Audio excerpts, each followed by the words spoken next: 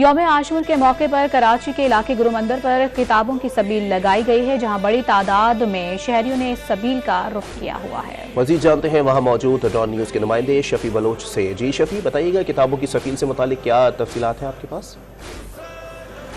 जी, यौम आशूरा के मौके पर आमतौर पर हम देखते हैं कि मुख्तलिफ मकामात पर जो है वो पानी, शरबत और मुख्तलिफ ऐसी सबीलें लगाई जाती हैं।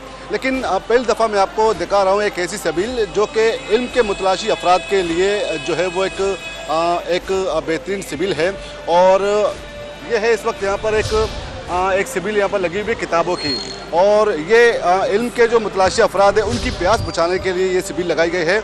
और इससे ताकि जो इल्म से वाबस्ता, इल्म अदब से वाबस्ता जो अफराद हैं वो इस सिबिल से फैज़याब हो सके। इस सिबिल के कुछ मुंतज़मीन हमारे साथ मौजूद है, आइए इनसे बात करते हैं। अस्सलाम वालेकुम। ये बताइए ये सिबिल कब से लगा रहे हैं, इसका मकसद क्या है? देखिए, ये हम 2018 से लगा रहे हैं और इस सबील का मकसद ये है कि देखिए आपने पानी की और खाने की तो बहुत सारी सबीलें देखी होंगी।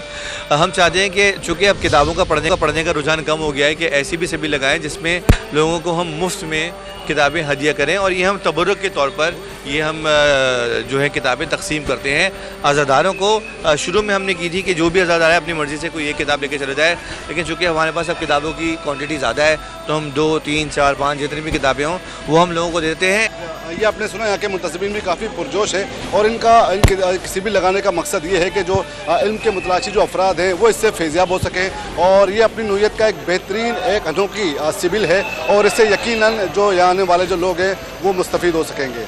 जी बहुत शुक्रिया शफी बलोच, हमें अपडेट कर रहे थे।